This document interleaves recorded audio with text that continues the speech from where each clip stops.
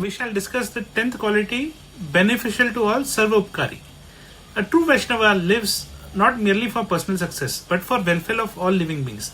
The 10th quality, being beneficial to all, means becoming a source of upliftment, protection, wisdom, and compassion for society. A Vaishnava asks, how can my words, action, knowledge, and resource help others move towards truth and well-being? In spirituality, this quality reflects universal compassion. In law, it reflects public welfare, constitutional morality, and justice for society at large. A selfish person asks only about personal gain. A Vaishnava thinks about collective upliftment. Real greatness is measured by contribution, not consumption. Prabhupada dedicated his entire life to benefiting humanity spiritually. At an age when most people seek retirement and comfort, he crossed the ocean alone to share Krishna consciousness globally.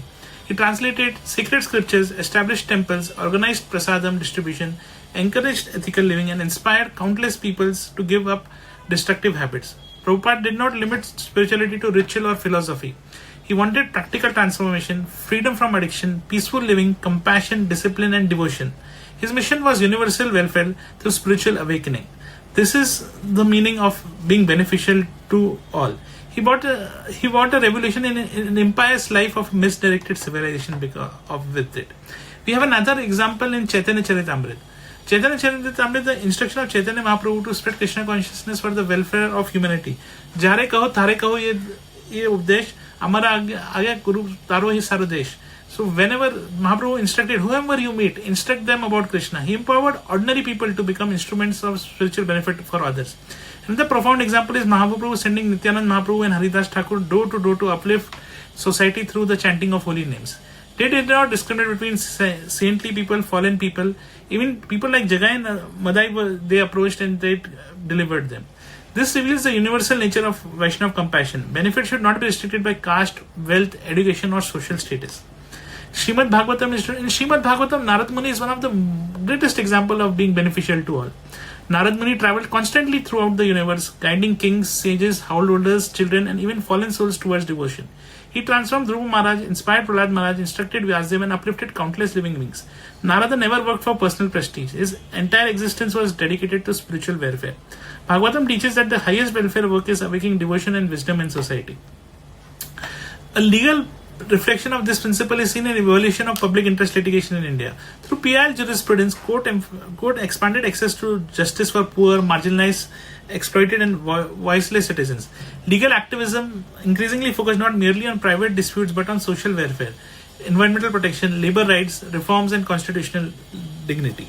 This reflects the principles of law must benefit society collectively and not merely some privileged interest. A legal system becomes noble when it protects those who cannot protect themselves. We have now legal aid facility which is provided to people who don't have the facility to appoint lawyers or the means and resources to do so. Law and spiritual connection. Lawyer beneficial to all uses legal knowledge responsibly. A judge beneficial to society protects constitutional values fearlessly. A spiritual teacher beneficial to humanity shares wisdom without selfishness. Knowledge becomes dangerous when used for personal ambition. Knowledge becomes sacred when used for public welfare. Law creates external protection, spirituality creates internal transformation. Together they uplift civilizations. Friend, the 10th quality which we discussed today is being beneficial to all, reflects the heart of Dharma. Narad Muni traveled everywhere to uplift souls through wisdom and devotion, be it Mrigari the hunter or be it Dhruva Maharaj, be it Prahlad Maharaj, the son of a king. Chaitanya Mahaprabhu transformed spirituality into a movement of universal compassion, be it Jagai Madai or be it King Pratap Rudra or be it Ramananda Rai. To both extremes he did. Prabhupada carried the same vision globally for welfare of humanity. He made hippies into happies. Life centered only on personal success remains incomplete. Life beneficial to others becomes spiritually glorious. This is where law and spirituality unite. Power used for protection, knowledge used for upliftment, and success used for service of humanity. Thank you so much.